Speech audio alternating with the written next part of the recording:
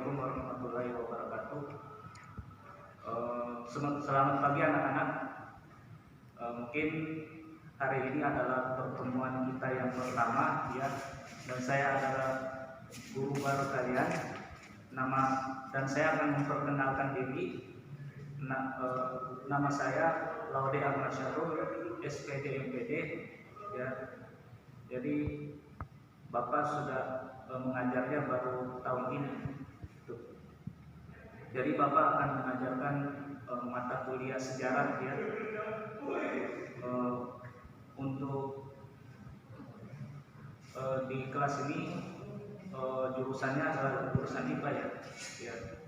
Jadi saya akan mengajarkan sejarah kelas 3. Jadi pertama-tama saya mengucapkan puji syukur saya atas kehadiran Allah Subhanahu wa taala dan salawat dan serta salam kita curahkan kepada junjungan Nabi kita Muhammad SAW.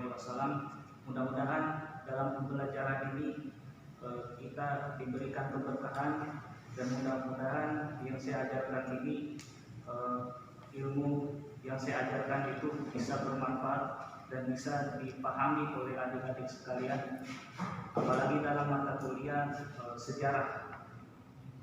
Jadi untuk kali ini saya absen dulu, ya. Saya absen dulu. Keting mana absennya? Oke, baik. Oke, sudah selesai absennya. Dan sebelum kita memulai mata pelajaran ini, kita sama-sama berdoa dulu. Untuk itu saya suruh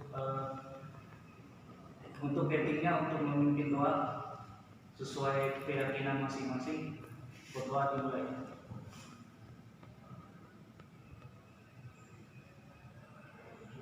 Alhamdulillah, berdoa selesai. Jadi saya akan ajarkan dari bab pertama, yaitu Indonesia pada masa Orde Baru. Ini baru bab pertama saya ajarkan untuk pelajaran hari ini. Nanti pelajaran berikutnya saya akan melanjutkan di bab 2, yaitu Indonesia pada era reformasi, dan bab 3 dunia pada akhir Perang Dunia Kedua. Itu selanjutnya lagi, dan sampai bab kelima, yaitu perkembangan iptek dan masalah lingkungan hidup. Itu bab terakhir. Habis itu kita akan ulangan, ya. Jadi saya akan membahas pada pelajaran hari ini, yaitu Indonesia pada masa Orde Baru. Jadi di materi pelajaran Indonesia masa Orde Baru ini saya akan membahas dari latar belakang kronologis lahirnya pemerintahan Orde Baru. Yang kedua, saya akan membahas berdirinya pemerintahan Orde Baru dan ciri pokok dan kebijakan yang dihasilkan dalam masa pemerintahan Orde Baru. Jadi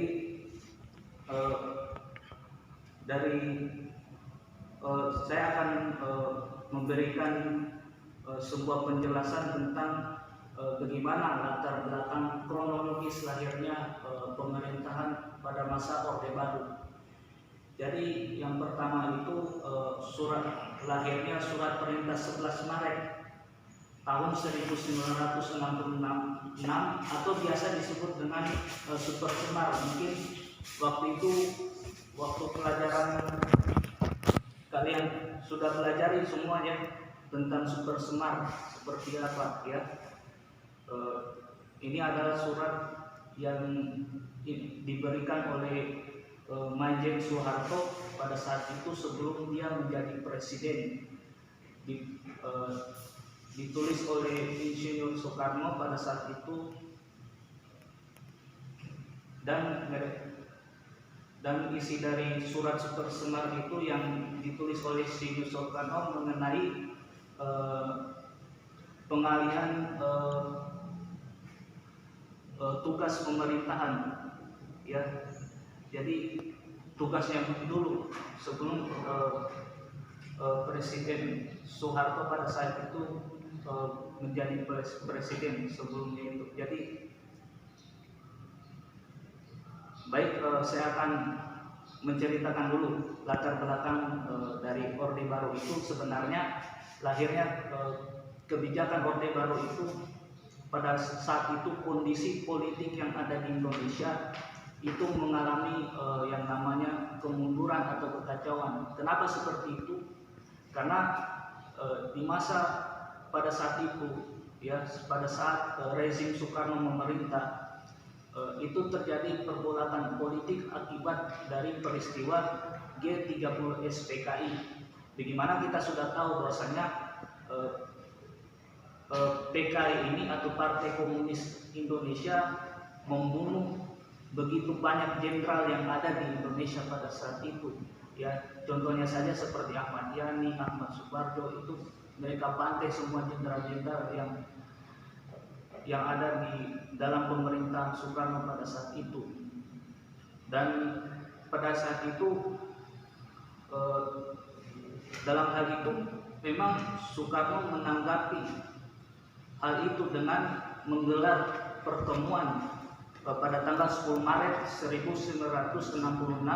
Pertemuan itu dihadiri oleh berbagai partai politik, ya, seperti PSSI, NU, PERTI, Partai Katolik, ya, Barkindo, Muhammadiyah, PMI, Partindo, IPKI, dan Front Pancasila.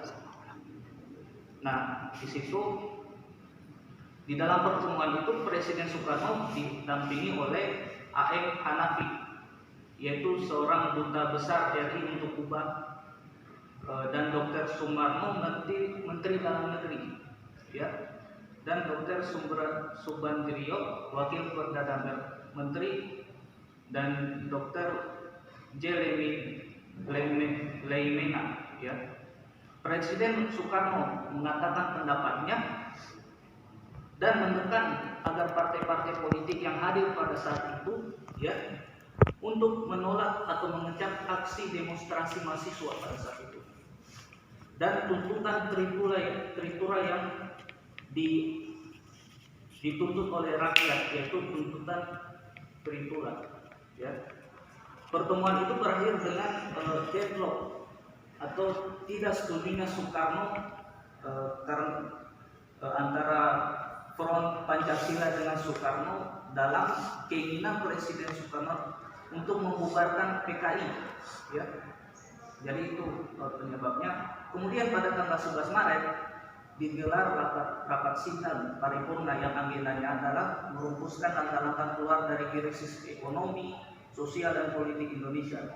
Nah, di tengah-tengah pidatonya Presiden Soekarno diberitahu oleh Komandan Cakrawirawan Brigjen Saboer bahwa pendapat konsentrasi pasukan yang tak dikenal yang berada di luar istana. Presiden Soekarno kemudian langsung pergi ke Istana Bogor, didampingi oleh Dr. Subandrio dan Khairul Salim. Kemudian Majen Soeharto pada saat itu yang menjabat sebagai Panglima Angkatan Darat dan juga menjabat sebagai Panglima Komkaltif atau Komando Operasi Keamanan dan Ketertiban menemui Presiden Soekarno, dan tujuannya itu adalah untuk meyakinkan Presiden Soekarno bahwa TNI AD berada di belakang Presiden Soekarno, ya. Sebelumnya terjadi ketidaksepakatan antara Presiden Soekarno dan sebelumnya terjadi ketidaksepakatan antara Presiden Soekarno dengan Majen Soeharto menyangkut penyelesaian krisis politik yang terjadi di Indonesia. Pada saat itu Majen Soeharto berpendapat bahwasanya langkah keluar untuk mereda krisis dalam negeri adalah dengan memberantas PKI dan antek-anteknya pada saat itu. Bila berpendapat, ya, Majen Soeharto berpendapat bahwasanya Dengan cara ini rasa keamanan dan keadilan rakyat akan terpenuhi. Akan tetapi Presiden Soekarno mempunyai pandangan lain.